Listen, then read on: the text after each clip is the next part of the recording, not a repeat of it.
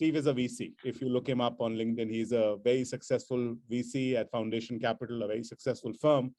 But under the hood, there's a lot more. He's a very unique investor that has a very unique view on investing with a mindset of product and design and business and technology and the intersection of all of that. And it's not something he's invented by accident. It's something that he's built off. Steve really started building his chops actually much earlier, even before his first job, and we'll hopefully cover that in some of the questions. But his first professional job, if you may, was at IDEO. Some of us who know IDEO know the game-changing work IDEO has done for brands across the world, and Steve was at the middle and center of it. He's designed products for some really iconic brands like Nike and Kheterpal and many others. That's where the early training is, as a design engineer, as a product engineer. From there, he's also led product and engineering for Ning, very interesting social network. Last decade and a half, he's on the dark side, as we say, just like me, on the investing side of things, although he keeps it fresh and energetic at Foundation Capital. So very interesting mix of experiences he brought to the table. In his free time, he writes books, very popular and well-to-do books. One of them is on design engineering. I encourage people to look it up, read it if you haven't. Steve, with that very brief introduction, I'm sorry. Oh, there it is. The Way to Design. That's it. That's the book. It's a phenomenal read. I can testify. Steve, I know we are short on time, so I'm really just jumping straight into some of the questions. This is supposed to be a fireside chat. A quick word of caution: this session is being recorded, so if there's something you don't want to be replayed somewhere else, then you've been warned. Although would love to have you discuss as much as you can and share with our audience as much as you can from your rich experiences. Steve, I'm going to just at the end, maybe in the middle, I'll pick up some questions from the audience. Audience, please keep putting your questions on the Q&A box, not in the chat box. It's easier for us to pick it from there. I'll just tee off with a question, that sort of links to the background, design engineering, to product management, to being an investor. And this question really goes to the heart of the theme of the summit, which is RevItUp. We're talking about, of course, building value creation in businesses, but also about scaling founders, leadership teams' own dimensions, right? So inspired from that theme and your very interesting, eclectic, rich background, the first question I had was, how have you learned to pivot yourself, your own life, to be successful at all of these divergent things? Yeah, well, thanks, Manish. It's a blast to be here with you, and I hope I can bring some thoughts and insight to the broader audience. But I think I come at the world very simply, sort of with a design mindset. So I was a product designer to start up my career, as you mentioned, at IDEO. Before that, really was trained as a roboticist. That's kind of how I came up through the ranks, as in mechanical and electromechanical engineering. And when I arrived at Stanford, I thought I was going to get a PhD and wanted to teach. My mom was a university professor, and it just sort of seemed like the thing that was a good fit for my interests. And that very first Friday that I was on campus, I met David Kelly, who's the founder of IDEO. And kind of just this whole world of designing products really opened up to me. I guess I must have assumed it just fell out of the sky prior to learning this. And I think as I learned more and more about product design and that sort of creative process, I think I just sort of realized that's who I was all along, long before I knew what it was called. And I think really when you are a builder, and I'm guessing most of the folks on today's call are builders, that's sort of, I think, probably a thread that pulls through everybody. I think it really just means that you're in a constant state of inquiry. You're always asking why. You're always asking, how can this product be better than it is already? How can I leave kind of this opportunity space better than I found it? And really just to seek to understand more. And so I think that sort of point you bring up around sort of constant growth and a growth mindset is really something that I think is fundamental to those transitions from, for me, it was sort of going from kind of turning technologies into products, and then products into companies. And as I think about it, that sort of transition, first build products and build teams and build companies, it sort of, to me, feels very natural. But I think it all stems from this sort of like always asking why, always trying to understand how something works. And so that deeper line of inquiry is probably what fuels me more than anything. I will say, even with that in mind, I am a product person at heart. So I'm an investor, certainly. I see the world through that lens. But if you said to me, like, Steve, what do you spend your nights and weekends really sort of pondering, and what sort of fills your tank? It's that creative process of building, of creating things. And so when I think about companies that I am excited to fund, they always have a sort of product or product design first orientation. They don't come from a place of like, how can I make more money? Or is technology just interesting unto itself as, say, a R&D project? I love those things. They're interesting to me, but they're not the reason why I would fund something. I fund something because I believe that product connects with a user or a business use case and can provide real business value. So hopefully that's give you a better sense of where that comes from. That's very interesting. I mean, absolutely right. You hit the nail on the audience is, I'd say 90%, if not more, builders, founders who are trying to build great products and sustainable companies. So this advice will go long and handy for them. Steve, I want to actually pick up that thread and go back a little bit to your background. You started as an entrepreneur at a very young age, right? I mean, there's this whole debate on about what makes better investors. Is it operators make better investors? Do early entrepreneurs make better investors, and so on?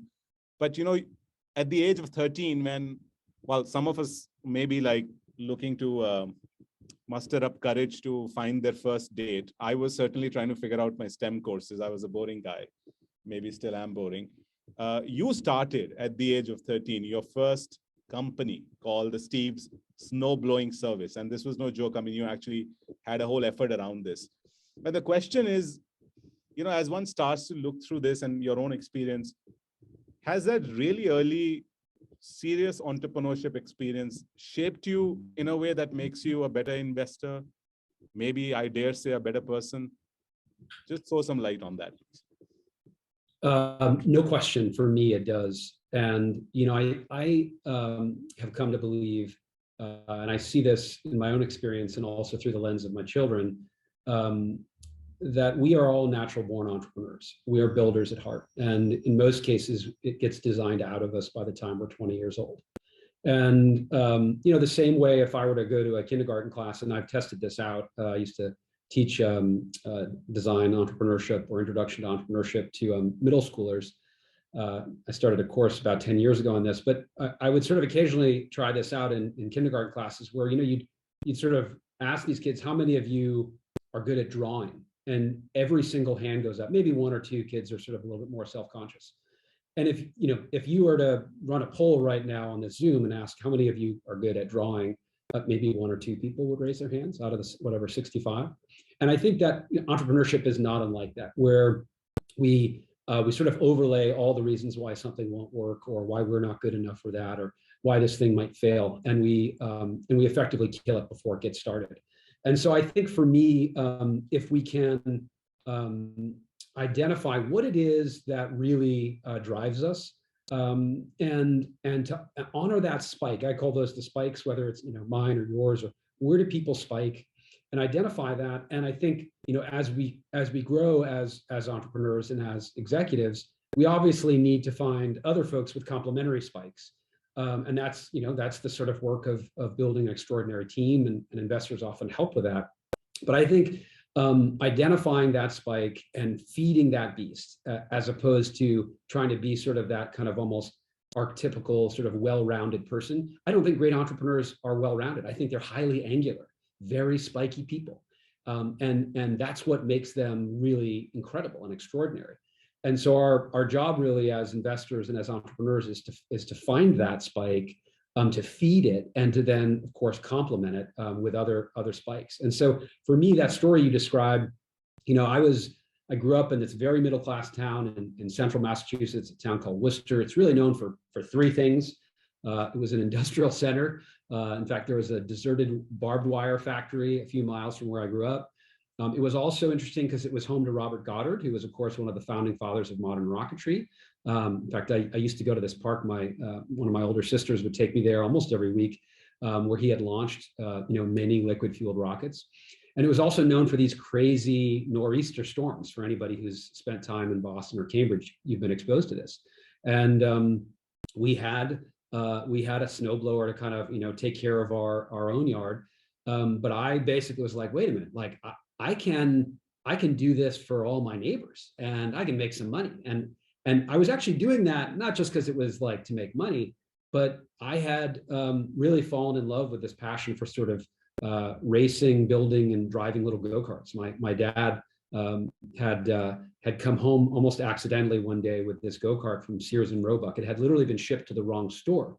And so I was like, oh man, this is so cool. And for me, this was a big deal because I was one of 10 kids. I was 9 out of 10. And so I was mostly hand-me-down toys, hand-me-down clothes, hand-me-down everything. So to get something new that was super cool was a really big deal. And so after I kind of basically outgrew that thing, I wanted the next version of that, which was much more expensive. And so this snowblowing business was really about how do I save up the funds to go and get this super cool Honda Odyssey FL 350R, which, by the way, my kids still use today. This 1985 thing that I bought when I was 14 is still in our family. So anyway, but that's a little bit of a ramble, but gives you a sense as to, I think that understanding that spike and figuring out how to sort of both feed it and make it sort of something that doesn't make you awkward, but actually is the thing you embrace, and then sort of find the people around you that have complementary spikes.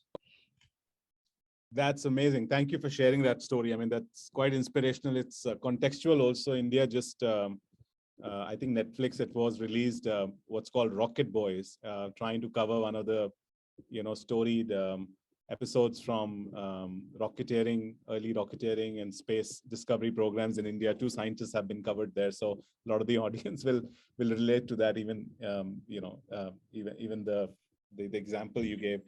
I want to stay on the theme of, I mean, you mentioned something very interesting, right? Maybe a fairly common belief is entrepreneurs need to be holistically, they need to be holistic people. They need to have diverse set of skills. You mentioned something, very different, that it's about spikes. It's about finding, some of those peaks in certain areas. I want to stay on that theme because you're also invested. You've invested your time in curating this missionary misfits, folks who really, I mean, the name says it all, are missionary founders or passionate about something and not classically fitting any kind of mold. You curate that list of speakers, you write about them, you interview them. I've been quite inspired by seeing some of those videos.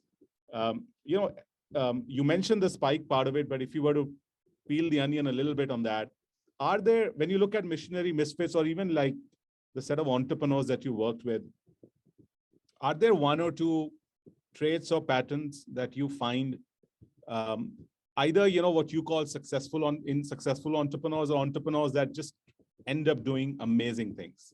Are there some traits that you've been able to find or some patterns?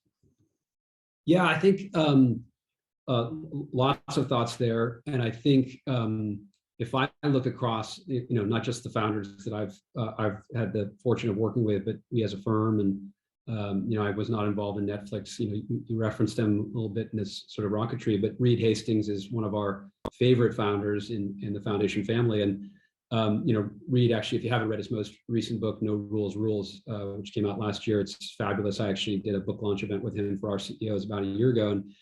And I think they're all obviously quite different stylistically, but I think some of the patterns do sort of suggest some interesting, things. And I think one of the ones I've observed is this learning machines point that we're kind of talking about a few minutes ago, that, yes, they have the spike. They're often obsessed about some very specific, problem. And I sometimes joke that they have this sort of characteristic of what I call pissed off optimists, right? So they're upset because something's not right, but they're fundamentally optimistic humans. And And so, they have that sort of both ambition to go kind of, run on this course that, they're just not going to stop until this thing comes to pass.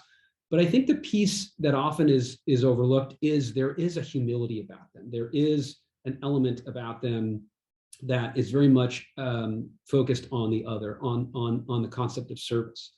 I mean, if you talk to Reed about the countless times in the early days of Pure Software, which was an antecedent to Netflix, his prior company.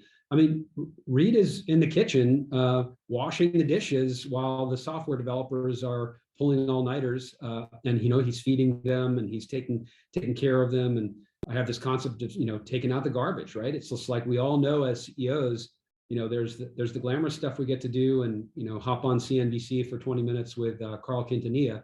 But then there's the less so glamorous things. And I think it's that kind of combination of ambition and humility.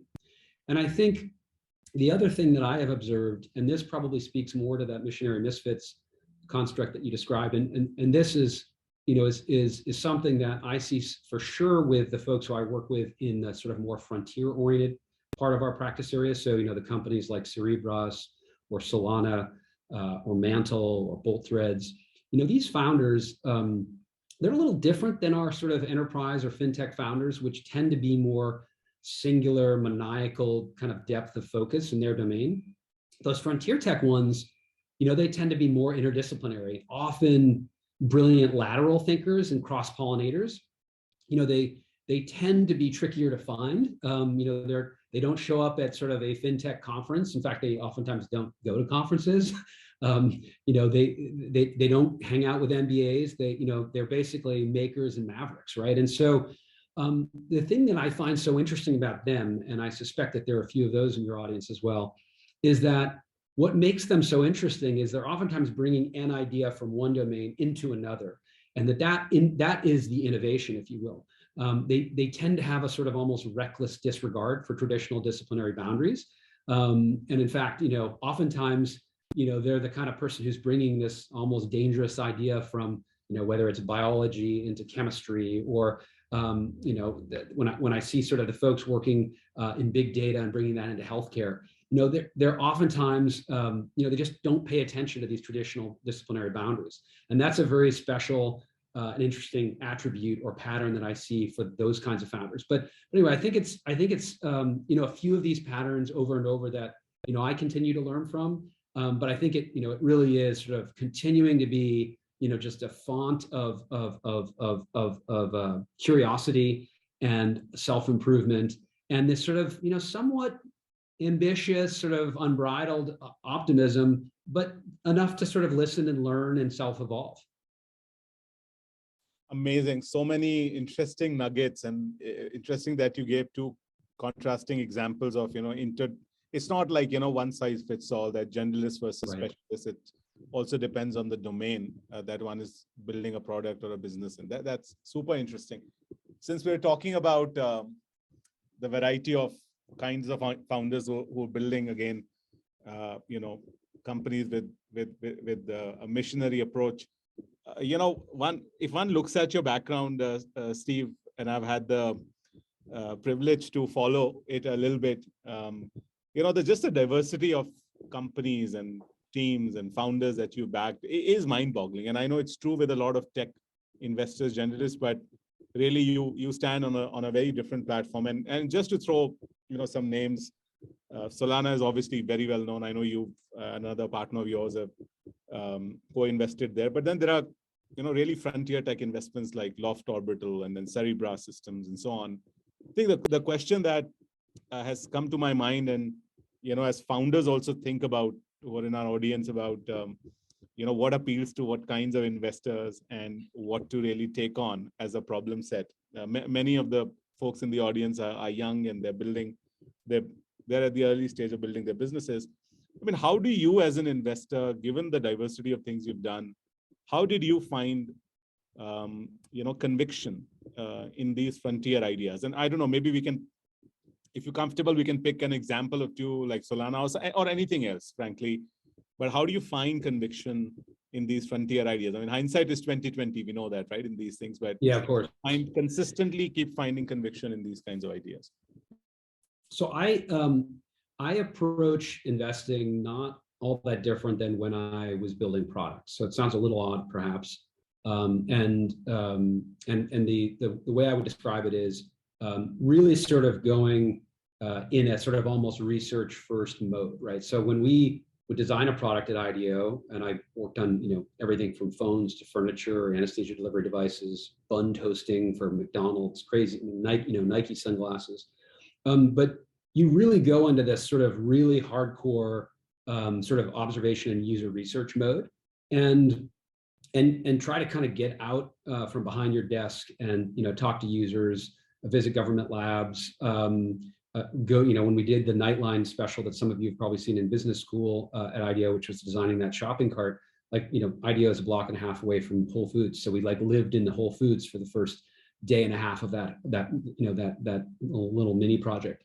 And so I sort of, when I think about investing, I go really hard after what are the sort of primal problems in a specific domain. And I can't cover everything, but I figure out what are the neighborhoods that I really am excited about. And then I really just go and learn as much as I can and talk to the smartest people in those areas as I possibly can. And so I'm very much kind of almost treating myself as if I were to found something as an entrepreneur, if I were to kind of create a de novo company, how much work do I need to go do? And so, in the case of, I'll pick Cerebras, which is a wafer scale semiconductor company building purpose-built AI systems for those machine learning workloads. If you were to go back, 6, 7, 8 years and look at sort of, the workloads that are now sort of, enabling us to have, applications like Siri or Alexa, and of course, all the sort of image recognition software that we take for granted when we're on Google Photos or Facebook or any of these things,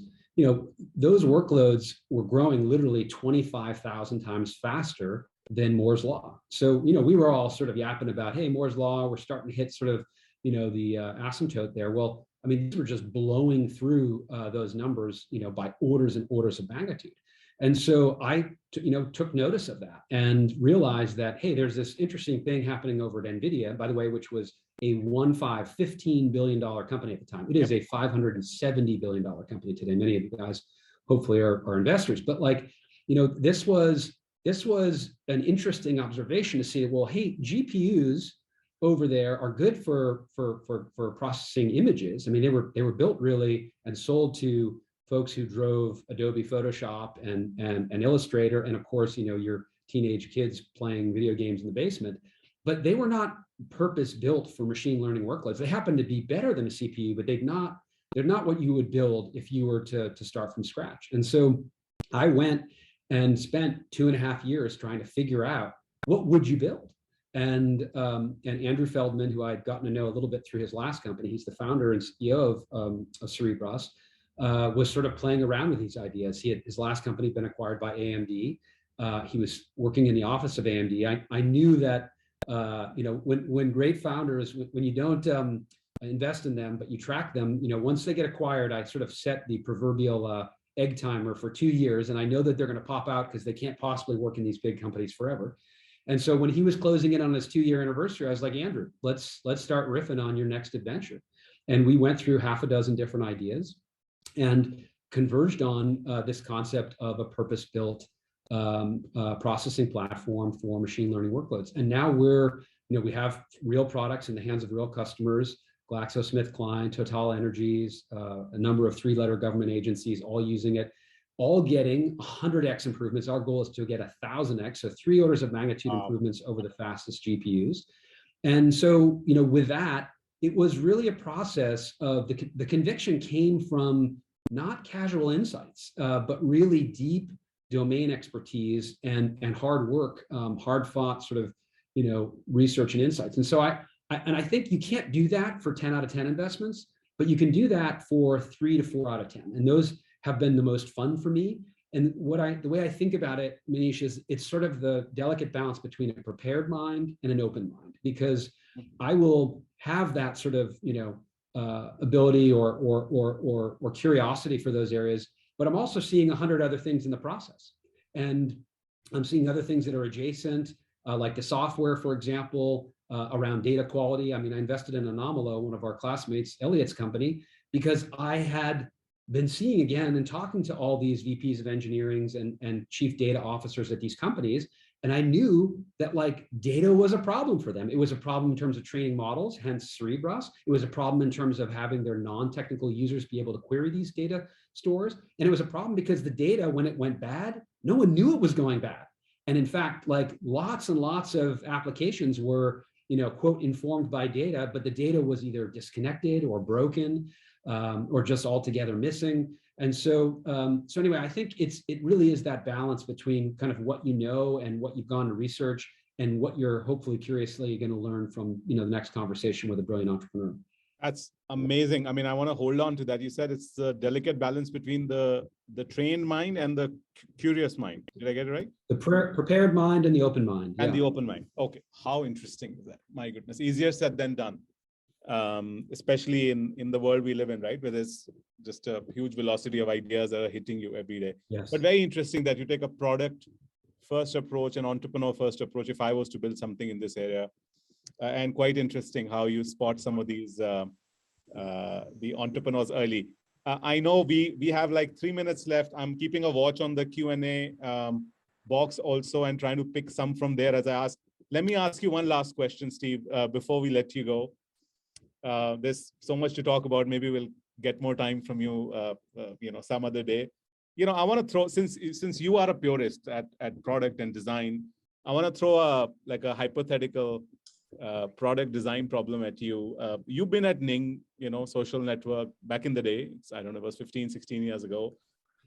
We live in the Web3 world now. India is also, catching that fever early. We do have the benefit of leapfrogging a lot of things in markets like India, as you know.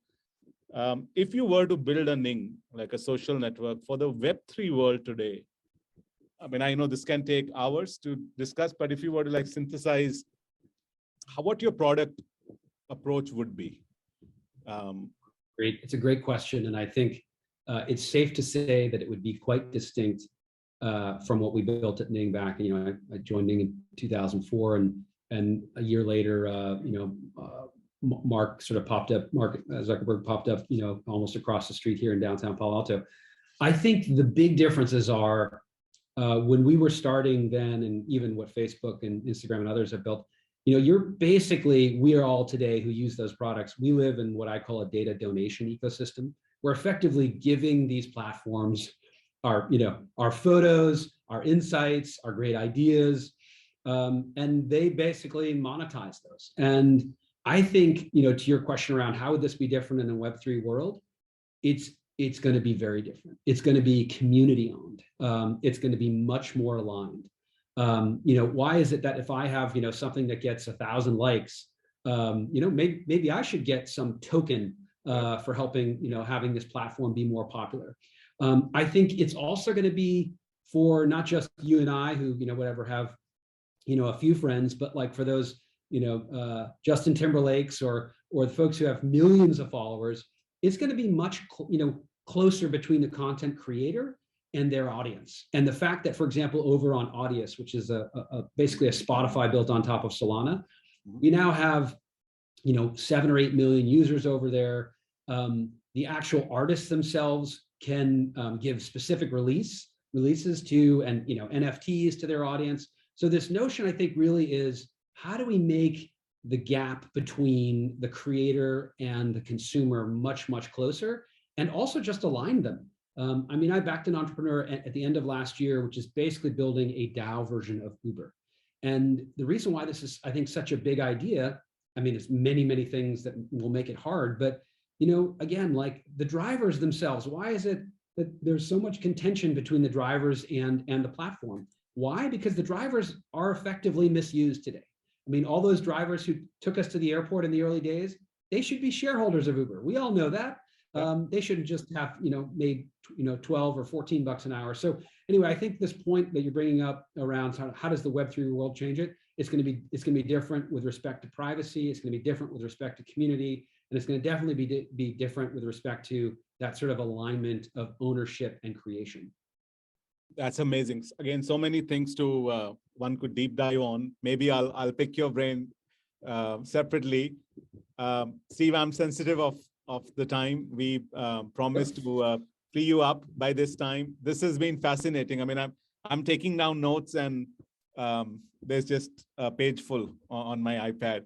Thanks so much. Yeah, I'm happy to do so it. Glad to have you here, buddy, and thank you for adding a very interesting perspective to what's happening at RevItUp tonight and tomorrow. And thank you for doing this from early morning to California. Great Good luck you, with your LP Summit, and I'll catch you separately soon, my friend. Thank you. Thank you for your time. Take care.